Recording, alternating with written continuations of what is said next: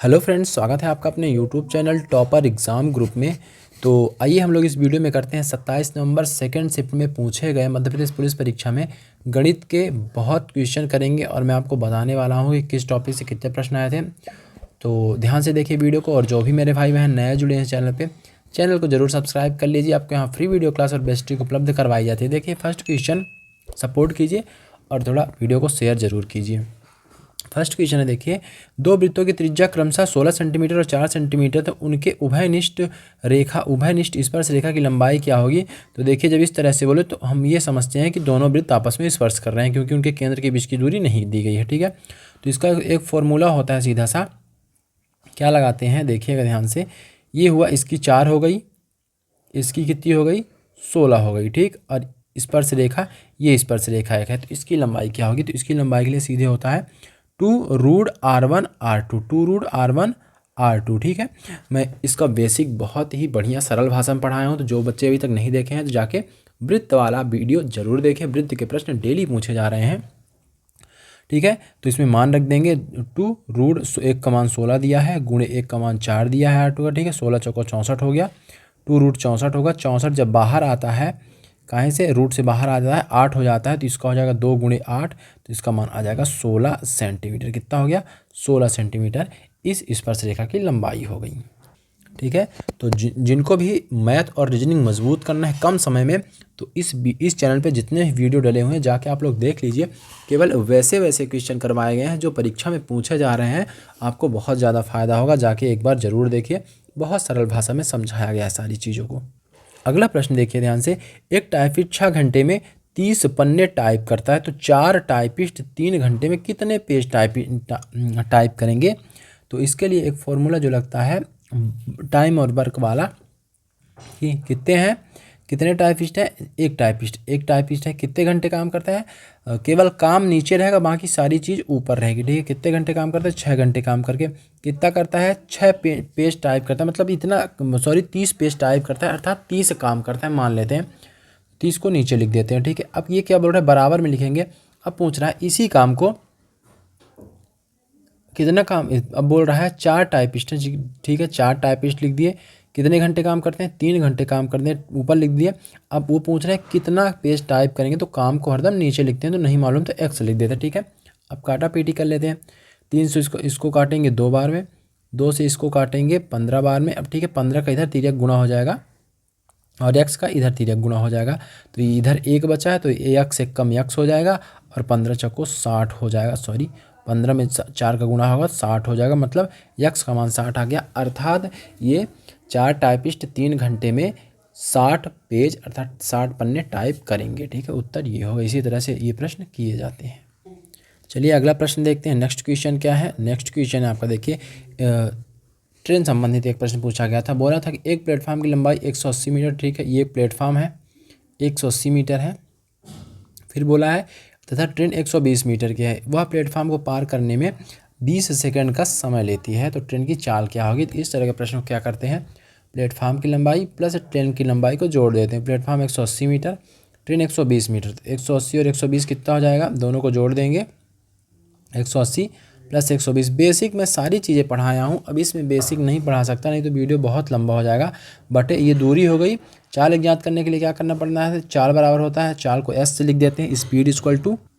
Speed बराबर होता है दूरी बटे समय। समय कितना लगा 20 सेकंड लगा। अब दोनों को जोड़ेंगे तो 300 हो जाएगा, 180 और 120। 300 में 20 का भाग दे देंगे, तो 1 0 से 1 0, 15 दूनी 30, अर्थात 15 मीटर प्रति सेकंड। कितना आ गया 15 मीटर प्रति सेकंड, ये चाल आ गई।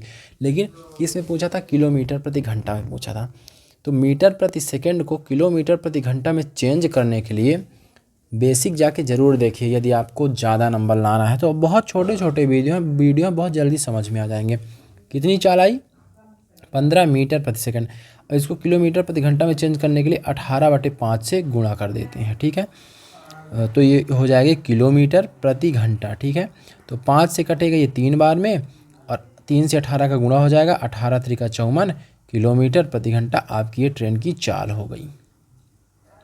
अगला प्रश्न देखिए क्या पूछा गया था, प्रिज्म से संबंधित एक प्रश्न आया था। अर्थमेटिक आज कम आई थी सेकंड शिफ्ट में, एडवांस ज़्यादा आई थी। सिंप्लीफिकेशन के लगभग 4 क्वेश्चन पूछे गए थे। सीआई के एक क्वेश्चन पूछा गया था। एसआई का एक क्वेश्चन पूछा गया था, ठीक है। सिंपल इंटरेस्ट और कंपाउंड इंटरेस्ट मतलब साधारण ब्याज और चक्रवृद्धि ब्याज के भी प्रश्न पूछे गए थे एक एक। सबसे ज़्यादा तो सिंप्लीफिकेशन के, और सिंप्लीफिकेशन के बहुत ईजी प्रश्न पूछे जा रहे हैं जिनको 8th और 5th क्लास के बच्चे भी आराम से कर लेंगे, ठीक है। तो देखिए ये प्रश्न बोला था, एक प्रिज्म के आधार का क्षेत्रफल 315 सेंटीमीटर स्क्वायर है, ठीक है, स्क्वायर है तथा इसकी ऊंचाई 8 सेंटीमीटर। तो प्रिज्म का आयतन क्या होगा? तो प्रिज्म के आयतन का सूत्र होता है, यदि अभी तक आप बेसिक नहीं पढ़े हैं तो आपको इसी चैनल पे वीडियो मिल जाएगा, बहुत ही आसान भाषा में पढ़ाया गया है।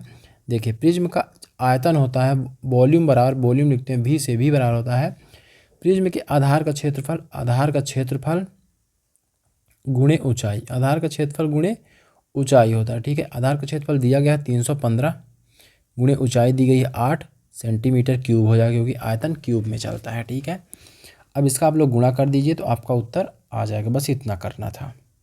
अगला प्रश्न है आपकी स्क्रीन में देखिए, शंकु से संबंधित प्रश्न पूछा गया था।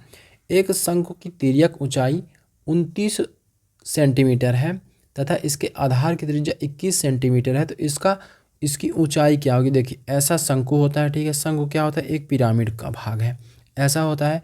बोला ये तो होती है तिर्यक ऊंचाई, ये वाली हो गई तिर्यक ऊंचाई 29 सेंटीमीटर, ठीक है, 29।